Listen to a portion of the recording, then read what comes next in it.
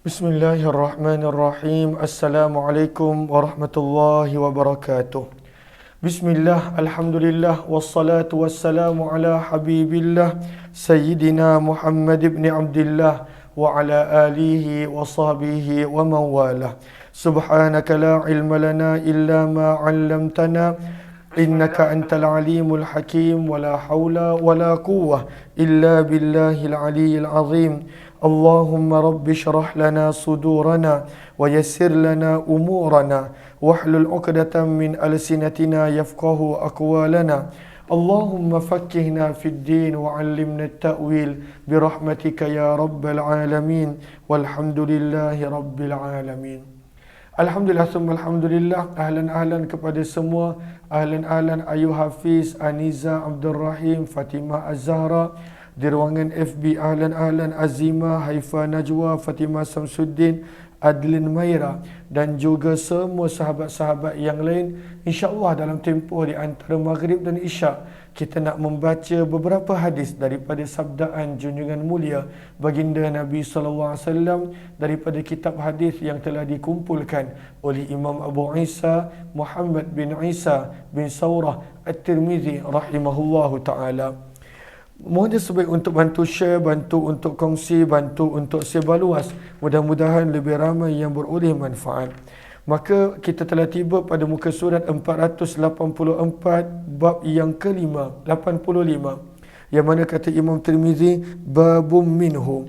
Apakah maksud babum minhu? Maka ada pada syaikhah pada baris yang pertama, iaitu bab berkenaan tentang al-hajju, melakukan haji anil ghair, bagi pihak orang lain, adakah pada waktu itu boleh ataupun tidak. Maka bab ini menerangkan adakah boleh melakukan ibadah haji bagi pihak orang lain ataupun tidak. Maka kata Imam Abu Hanifah, yajuzu bisyartil ajiz ad-daimi ila an yudrikahul maut. Boleh untuk melakukan haji bagi orang lain yang masih hidup dengan syarat dia benar-benar tak mampu dan berkekalan ketidakmampuan itu sehinggalah meninggal dunia. Maka pada waktu itu boleh. Riwayat 916. Wa bihi ilaihi qala hadatsana Yusuf bin Isa qala hadatsana Waqi' an Syu'bah an Nu'man bin Salim an Amr bin Aus an Abi Razin al-Uqaili annahu atan Nabiy sallallahu alaihi wasallam. Abu Razin al-Uqaili radhiyallahu anhu berkata, beliau telah mendatangi Nabi SAW lalu bertanya, ya Rasulullah, wahai utusan Allah, sesungguhnya ayahku syaikhun kabirun, adalah seorang yang telah sangat-sangat tua, la yastati'ul hajj, tidak mampu untuk melakukan haji, walal umrah, dan tidak pula umrah, walal dha'na, dan tidak mampu pada waktu itu untuk menunggang kenderaan. Walal dha'na, lihat kepada Sahara, baris yang paling bawah, iaitu ay ar-rahilah, ay la yuqawi ala sayr, pada waktu itu dia tidak mampu untuk melakukan perjalanan, tak mampu duduk di atas kenderaan, di atas binatang tunggangan. Maka sabda Nabi, hujja'an abika wa'tamir, buatlah haji untuk ayah kamu dan buatlah umrah bagi pihaknya. Berkata Imam Tirmizi, hadis ini adalah hadis hasan sahih, dan wa innama dzukiratil umrah, dan hanya sahaja disebutkan tentang umrah daripada Nabi SAW pada hadis ini, bahawa sebenarnya seseorang itu juga boleh melakukan umrah bagi pihak orang lain. Bukan sekadar haji, umrah pun dia boleh buat bagi pihak orang lain, namun ada syarat-syaratnya. Abu Razin al-Uqaili nama penuhnya adalah Laqit bin Amir radhiyallahu anhu.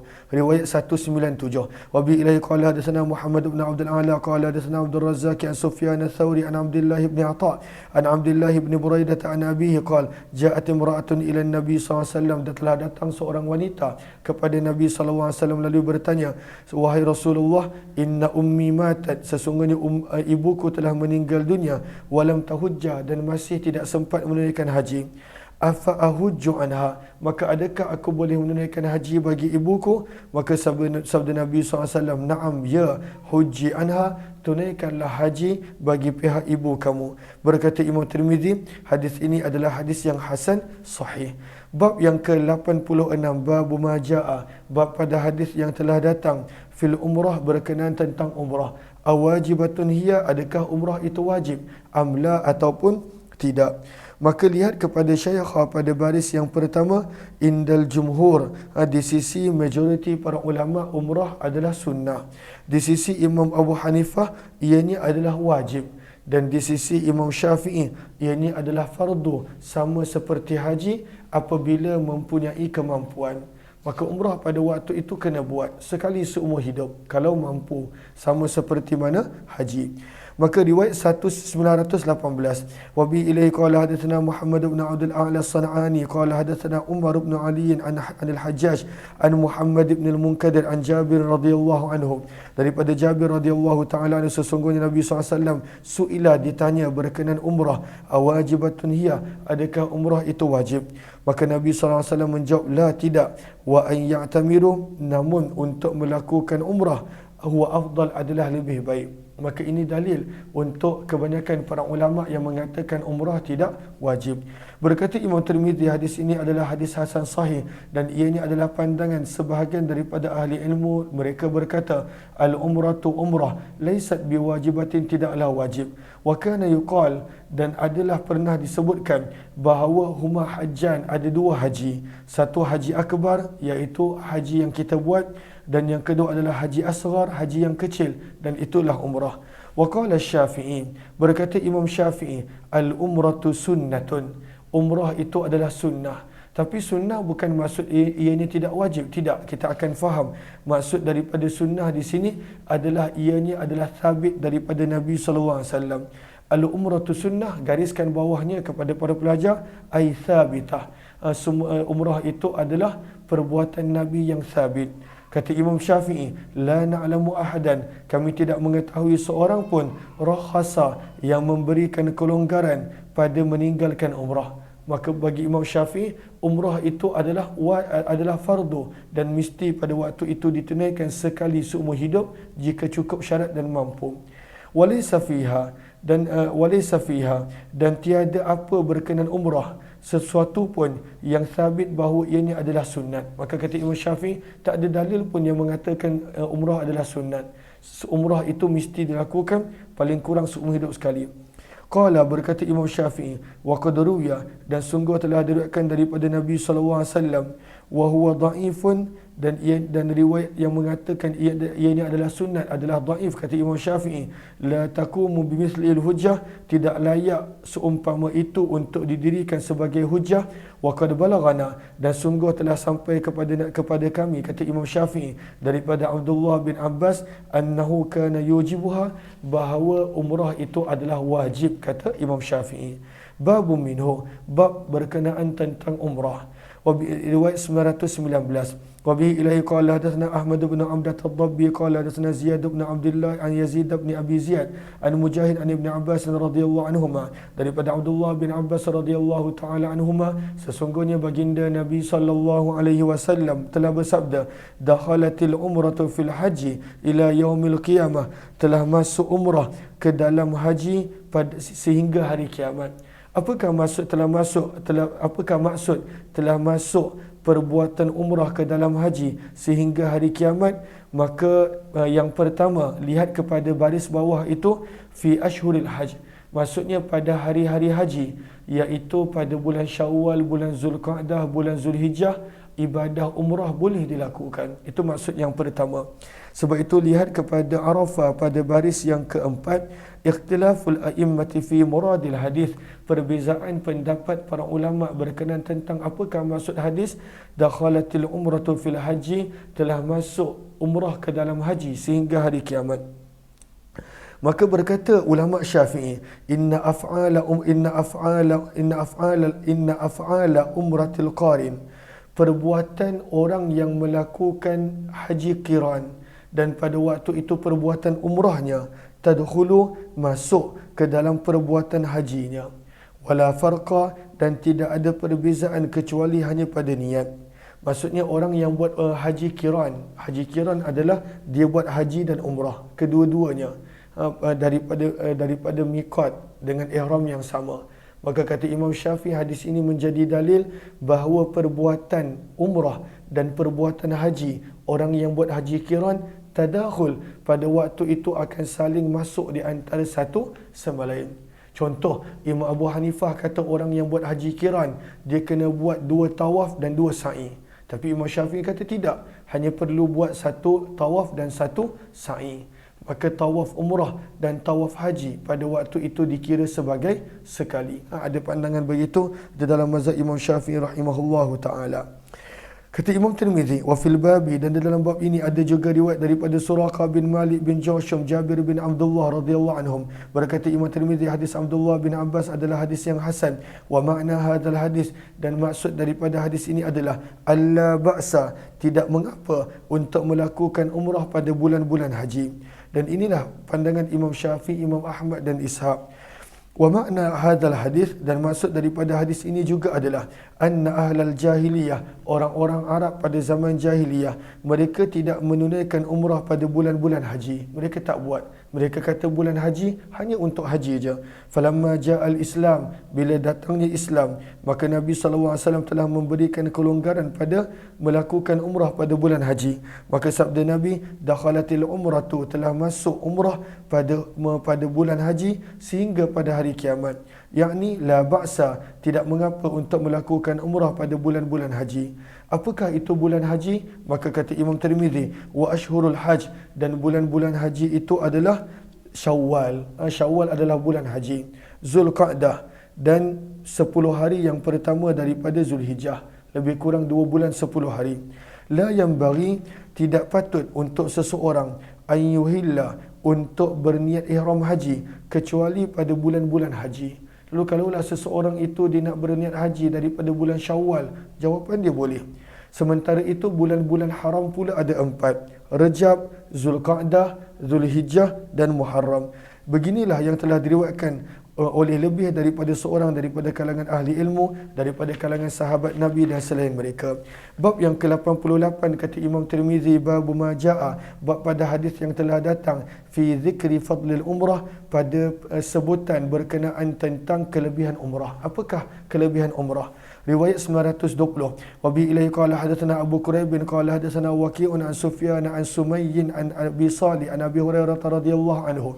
Daripada Abu Hurairah radhiyallahu ta'ala anhu, beliau berkata, baginda Nabi sallallahu alaihi wasallam bersabda, al-umratu ila al-umrati, daripada satu umrah ke umrah yang berikutnya, tukaffiru, adalah penebus dosa, ma bainahuma, apa yang ada di antara keduanya. Kafarah pada waktu itu adalah penebus dosa.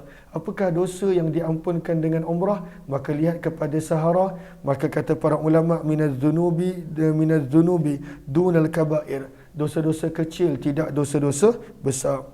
Kemudian sabda Nabi SAW, wal hajjul mabrur, dan haji yang mabrur. Apakah maksud mabrur? Lihat kepada sahara, ay al-khaliyatu an manafih awil makbul. Maka haji yang mabrur bermaksud haji yang terima. Dan pandangan yang kedua, haji yang pada waktu itu kosong daripada perbuatan yang dilarang sewaktu haji. Maka haji yang mabrur, haji yang diterima, tidak ada ganjaran untuknya kecuali hanya syurga. Berkata Imam Tirmizi, hadis ini adalah hadis hasan sahih. Bab yang ke-89, bab ma jaa fil umrati minat tam'in, bab pada hadis yang telah datang berkenaan tentang berniat umrah, berihram umrah daripada tan'im.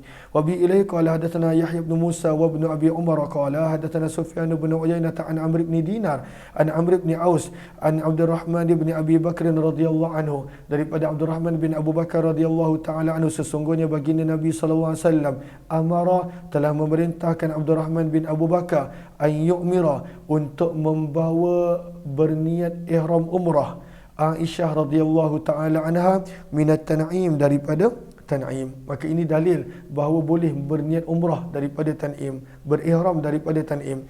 Berkata Imam Tirmizi, hadis ini adalah hadis hasan sahih. Bab yang ke-90, bab ma jaa, bab pada hadis yang telah datang berkenaan al-umrah, umrah Nabi sallallahu alaihi wasallam minal Ji'irranah, daripada Ji'irranah.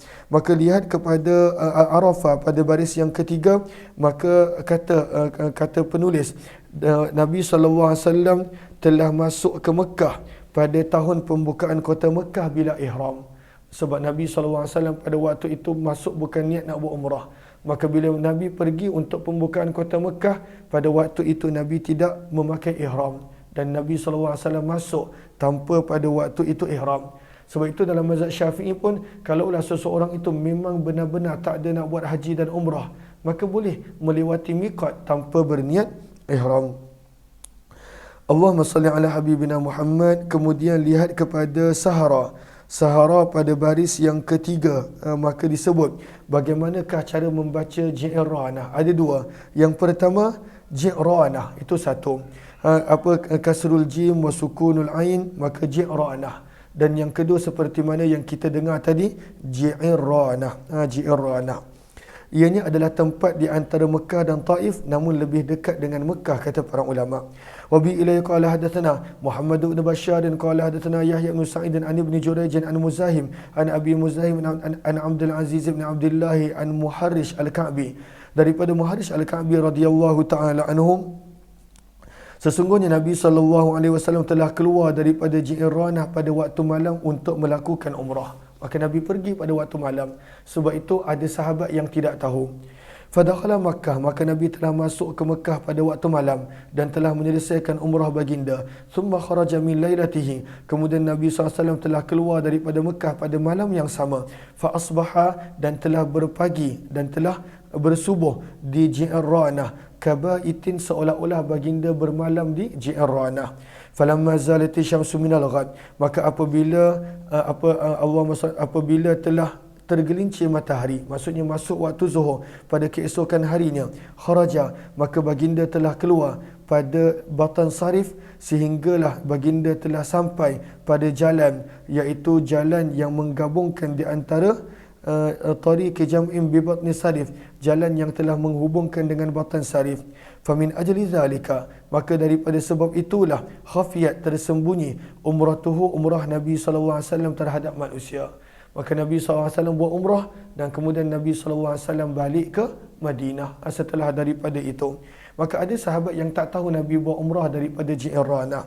Namun riwayat ini sampai kepada kita. Berkata Imam Tirmizi, hadis ini adalah hadis hasan gharib dan kami tidak mengetahui bagi Muharrish al-Ka'bi daripada Nabi SAW kecuali hadis ini sahaja.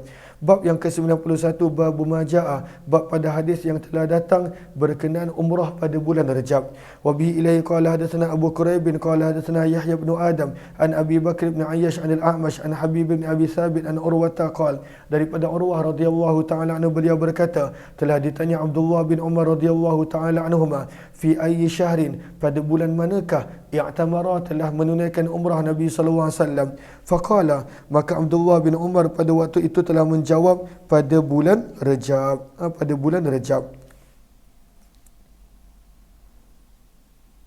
Okey, pada bulan Rajab. Qala, maka berkata perawi, faqalat Aisyah, maka berkata Aisyah, ma'tamara Rasulullah, Nabi SAW tidak pernah menunaikan umrah illa wa huwa ma'ahu, kecuali pada waktu itu Abdullah bin Umar bersama dengannya. Wa ma'tamara, dan tidaklah Nabi SAW pernah menunaikan umrah fi syahri Rajabin qattu, pada bulan Rajab sekalipun. Maka Nabi SAW tidak pernah menunaikan umrah pada bulan Rajab. Mungkin Abdullah bin Umar pada waktu itu tersilap ataupun terlupa. Maka sebab itu kata Aisyah, Abdullah bin Umar sentiasa buat umrah dengan Nabi, dan Nabi tidak pernah buat umrah pada bulan Rajab. Tapi tak ada masalah nak buat umrah pada bulan Rajab. Cuma Nabi sendiri tidak pernah menunaikan umrah pada bulan Rajab. Berkata Imam Tirmizi, hadis ini adalah hadis gharib. Aku telah mendengar Muhammad bin Ismail al-Bukhari berkata, Habib bin Abi Thabit tidak ada simak daripada Urwah bin Zubair radhiyallahu anhu.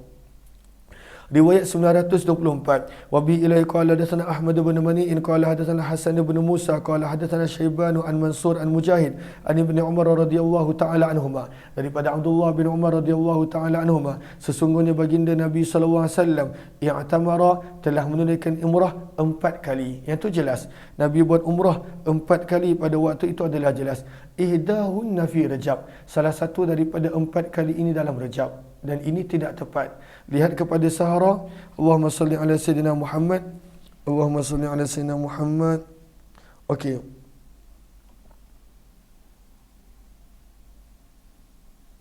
Maka apakah umrah Nabi SAW yang 4? Maka kata Anas bin Malik radhiyallahu anhu, Nabi telah buat 4 umrah. Semuanya pada waktu itu adalah pada bulan Zulqa'dah, illallati, kecuali umrah yang dibuat bersama dengan haji. yang dibuat bersama dengan haji. Maka apakah umrah yang Nabi buat? Yang pertama, umrah yang Nabi SAW buat pada tahun 6 Hijrah daripada Hudaybiyah, itu pada bulan Zulqa'dah. Yang kedua, wa umratun minal amil mukbil, umrah yang Nabi buat pada tahun berikut, tahun yang ke-7 Hijrah, itu pun pada bulan Zulqa'dah. Yang ketiga, umrah yang Nabi SAW buat daripada Ji'ranah yang kita baca tadi, setelah baginda selesai mengagih-agihkan harta rampasan peperangan Hunain, itu pun pada bulan Zulqa'dah. Dan yang keempat adalah umrah yang Nabi buat bersama dengan haji, maka itu pada bulan Zulhijjah. Maka Nabi tak ada buat umrah pada bulan Rajab. Hadis riwayat Bukhari dan Muslim. Berkata Imam Tirmizi, hadis ini adalah hadis gharib hasan sahih. Bab yang ke-92, bab maja'a, bab pada hadis yang telah datang berkenaan tentang umrah pada bulan Zulqa'dah. Kita baru saja baca hadisnya. Riwayat 925. Wa bi ilaihi qala Al-Abbas bin Muhammad ad-Duri qala hadatsana Ishaq bin Mansur As-Saludi Al-Kufi an Isra'il an Abi Ishaq an Al-Bara' radhiyallahu ta'ala anhu. Daripada Bara' radhiyallahu ta'ala anhu, sesungguhnya baginda Nabi SAW i'tamara, telah menunaikan umrah pada bulan Zulqa'dah. Daripada 4 umrah Nabi, 3 pada bulan Zulqa'dah. Umrah Hudaybiyah, umrah qada ataupun umrah pada tahun ke-7 Hijrah, dan umrah daripada Ji'ranah. Berkata Imam Tirmizi, hadis ini adalah hadis hasan sahih, dan di dalam bab ini ada juga riwayat daripada Abdullah bin Abbas radhiyallahu anhuma. Bab yang ke-93, bab maja'a, bab pada hadis yang telah datang berkenaan umrah pada bulan Ramadan. Maka kelebihannya pada waktu itu adalah besar, umrah pada bulan Ramadan. Riwayat 926. Wa bi ilaihi qala hadatsana Nasr bin Ali qala hadatsana Abu Ahmad Az-Zubairi qala hadatsana Isra'il an Abi Ishaq an Al-Aswad bin Yazid an ibni Ummi Ma'qil an Ummi Ma'qil radhiyallahu anhuma an Nabi sallallahu alaihi wasallam qala, sabda Nabi sallallahu alaihi wasallam, umratun fi Ramadan, umrah pada bulan Ramadan, ta'dilu, pahalanya melamai haji. Besar ganjaran orang yang buat umrah pada bulan Ramadan. Wa fil babi, dan dalam bab ini ada juga riwayat daripada Abdullah bin Abbas, Jabir, Abu Hurairah, Anas, Wahab bin Khanbash radhiyallahu anhum. Berkata Imam Tirmizi, wa yuqalu, dan dikatakan Harim bin Khanbash. Ada mengatakan Wahab bin Khanbash, ada mengatakan Harim bin Khanbash. Qala Bayan, telah berkata Bayan dan Jabir daripada Sya'bi daripada Wahab bin Khanbash. Berkata Daud Al-Audi daripada Sya'bi daripada Harim bin Khanbash. Ini perbezaan periwayatan berkenaan tentang siapakah nama orang ini, adakah namanya Harim ataupun namanya pada waktu itu Wahab. Maka mana satu lebih sahih? Kata Imam Tirmizi, Wahab bin Khanbash asahu lebih sahih. Dan hadis Ummu Ma'qil adalah hadis yang hasan gharib daripada sanad ini. Berkata Imam Ahmad dan Ishaq, telah sabit daripada Nabi SAW bahawa sesungguhnya melakukan umrah pada bulan Ramadan, pahala dan ganjarannya menyamai haji. Berkata Ishaq, maksud daripada hadis ini adalah mithlu ma ruwiya, seperti mana yang telah diriwayatkan daripada Nabi SAW. Sesungguhnya baginda bersabda, barang siapa yang membaca Qul huwallahu ahad, maka dia telah membaca 1/3 daripada Al-Quran. Maksudnya pada waktu itu dia mendapat pahala yang menyamai. Bukanlah bererti tak payah buat haji, tetapi menyamai pahala orang yang bersusah payah menunaikan haji. Bab yang ke-94, bab maja'a, bab pada hadis yang telah datang fil ladzi, berkenaan orang yang yuhillu, berihram bil haji, dengan haji, fayuksar, dan kemudian pada waktu itu telah patah, au ya'ruj, ataupun pada waktu itu telah menjadi tempang. Apa maksud telah patah ataupun menjadi tempang? Jom kita lihat hadis yang ada pada bab ini. Lalu maksudnya, kalaulah seseorang itu dah berihram haji dan pada waktu itu dia tidak mampu untuk meneruskan ibadah haji, yang digambarkan dengan perkataan yuksar, patah, dipatahkan, au ya'ruj, ataupun pada waktu itu menjadi tempang, maka pada waktu itu apakah yang perlu untuk dilakukan? Apakah yang perlu untuk dilakukan? Okey, riwayat 927. Wa bi ilaihi qala hadatsana Ishaq bin Mansur qala hadatsana Ruh bin Ubadah qala hadatsana Hajjaj Sawaf qala hadatsana Yahya bin Abi Katsir an Ikrimah qala hadatsana Hajjaj bin Amr qala qala Rasulullah sallallahu alaihi wasallam, sabda Nabi sallallahu alaihi wasallam, man kusira aw araja faqad halla. Sabda Nabi sallallahu alaihi wasallam, barang siapa yang pada waktu itu kusira, telah patah, aw araja, ataupun telah menjadi tempang, maka pada waktu itu dia telah menjadi halal. Wa alaihi, dan wajib ke atasnya hajjatun ukhra, haji yang lain. Maka sebenarnya kata para ulama, orang yang tidak boleh meneruskan untuk melakukan ibadah haji kerana sakit, kerana sakit. Sebab itu lihat kepada Halaya. Maka mereka berkata pada hadis ini adanya dalil untuk mazhab Imam Abu Hanifah yang mengatakan bahawa terhalang daripada haji pada waktu itu adalah boleh dengan pelbagai sebab, termasuklah dengan penyakit. Maka bila pada waktu itu terhalang buat haji, maka boleh menjadi halal mengikut kata Imam Abu Hanifah rahimahullahu ta'ala. Maka barang siapa yang pada waktu itu sakit dan tidak boleh meneruskan ibadah haji, maka dia menjadi halal. Dan pada waktu itu wajiblah ke atasnya haji yang lain. Fadzakartu dzalika li Abi Hurairah, maka kata perawi Hajjaj bin Amr, maka aku telah menyebutkan perkara ini kepada Abu Hurairah dan Abdullah bin Abbas. Faqala, maka mereka berdua berkata, sadaqah, benar apa yang telah diriwayatkan. Wa bi ilai qala hadatsana Ishaq bin Mansur qala hadatsana Muhammad bin Abdullah al-Ansari an al-Hajjaj mislah, riwayat yang lebih kurang sama. Qala, beliau telah berkata, aku telah mendengar Nabi SAW bersabda, riwayat yang lebih kurang sama. Berkata Imam Tirmizi, hadis ini adalah hadis yang hasan dan beginilah telah diriwayatkan lebih daripada seorang daripada Hajar As-Sawwaf, hadis yang lebih kurang sama. Warawa Ma'mar dan Muawiyah bin Salam telah meriwayatkan hadis ini daripada Yahya bin Abi Katsir, daripada Ikrimah, daripada Abdullah bin Rafi', daripada Hajjaj bin Amr, daripada Nabi SAW, hadis yang lebih kurang sama. Dan Hajar As-Sawwaf lam yadhkur Safi. Dan Hajar As-Sawwaf lam yadhkur, tidak menyebutkan pada periwayatannya, Abdullah bin Rafi'. Wa Hajjaj, dan Hajjaj adalah thiqah, hafiz di sisi ahli ulama hadis. Wa sami'tu, kata Imam Tirmizi, aku telah mendengar Muhammad bin Ismail al-Bukhari berkata, riwayat Ma'mar dan Muawiyah bin Salam adalah asah, lebih sahih berbanding riwayat yang mula-mula kita baca tadi. Wa bi ilai qala sana Abdul bin Humaid qala hadatsana Abdul Razzaq qala sana Ma'mar an Yahya bin Abi Katsir an Ikrimah an Abdullah bin Rafi' an al-Hajjaj bin Amr an Nabi sallallahu alaihi wasallam nahwa. Maka itu berkenaan tentang orang yang sakit ketika mana tak mampu lagi untuk menunaikan ibadah haji. Bab yang ke-95, bab majaa, bab pada hadis yang telah datang berkenaan al-ishtirat, meletakkan syarat pada haji. Adakah boleh pada waktu itu berihram dengan bersyarat? Dalam mazhab Syafi'i boleh. Imam Abu Hanifah kata pada waktu itu tidak ada sebarang faedah dalam meletakkan syarat pada haji. Lihat kepada Arafah pada baris yang pertama. Maka berkenaan tentang niat bersyarat. Maka kata para ulama, wa hadza sabilul ihlali indal hijaziyin. Apabila seseorang itu niat bersyarat, maka dia keluar daripada ihram di sisi ulama Imam Malik, Imam Ahmad dan Imam Syafi'i. Namun berkata Imam Abu Hanifah, innahu apa yang Nabi SAW sebutkan kepada sahabiat yang bernama Duba'ah binti Zubair, yang kita bakal baca hadisnya kejap lagi, maka pada waktu itu adalah khusus untuk beliau. Wala athara lil ishtirati illa hadha, dan tidak ada sebarang kesan untuk orang yang niat bersyarat. Tak ada kesan. Kalaulah seseorang itu niat bersyarat, tidak diambil kira di sisi Imam Abu Hanifah rahimahullahu ta'ala. Siapakah Duba'ah binti Zubair? Maka kata para ulama, beliau adalah anak perempuan kepada pakcik Nabi. Beliau adalah sepupu Nabi sallallahu alaihi wasallam, Duba'ah binti Zubair radhiyallahu taala anha. Maka nama penuh beliau adalah Duba'ah binti Zubair bin Abdul Muttalib. Ini adalah nama penuh beliau. Beliau adalah anak kepada pakcik Nabi, iaitu sepupu Nabi SAW. Jom kita lihat riwayat berkenaan tentang meletakkan syarat ketika mana berihram haji. Imam Syafi'i kata boleh, tetapi Imam Abu Hanifah kata tidak diambil kira.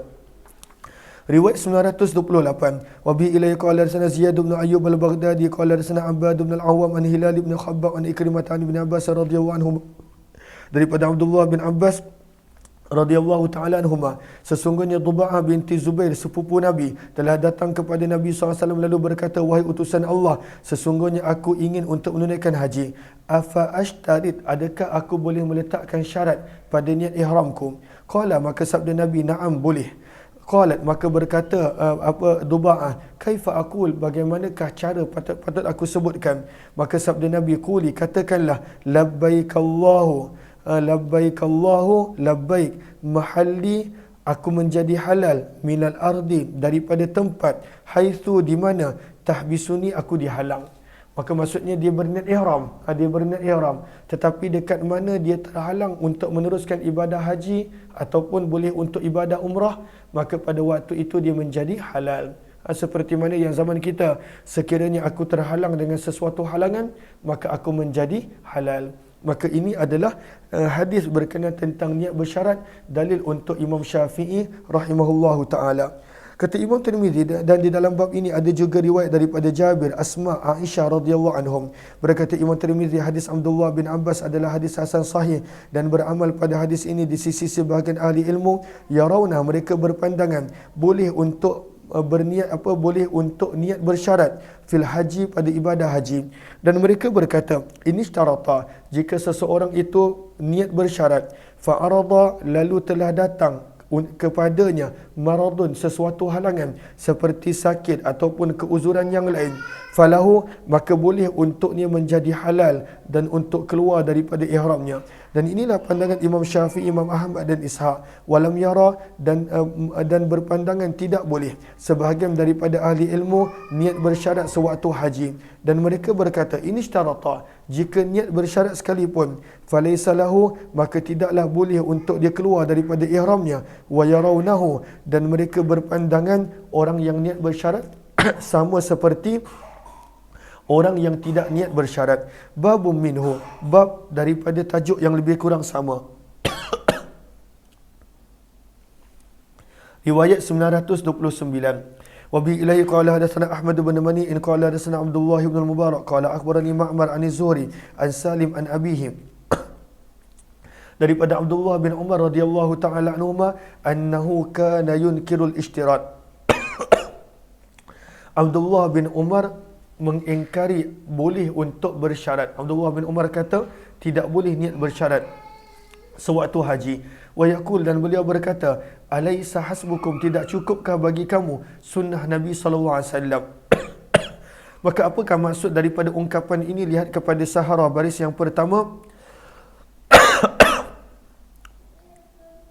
Sebab tadi anak saya spray, maka pada waktu tu dia tangkap pada tekak, dia spray reset tadi, ada binatang, minta maaf. Okey, lihat kepada Sahara. Apakah maksud daripada alaysa hasbukum sunnatan nabiyyikum? Maka kata para ulama, ay laisa yakfikum, adakah tidak cukup untuk kamu sunnah Nabi sallallahu alaihi wasallam, annahu lam yashtarit, bahawa Nabi melakukan ibadah haji dan umrah tanpa niat bersyarat. Berkata Imam Tirmizi, hadis ini adalah hadis hasan sahih. Bab yang ke-97, bab majaa, bab pada wanita yang telah datang haid setelah daripada tawaf. Apakah yang pada waktu itu yang perlu dibuat ketika mana dia telah datang haid selepas daripada tawaf? Yang ini kita sambung kemudian nanti insya-Allah. Terima kasih kepada semua. Wabillahi taufiq wal hidayah. Assalamualaikum warahmatullahi wabarakatuh. Jazakumullahu khairah. Terima kasih.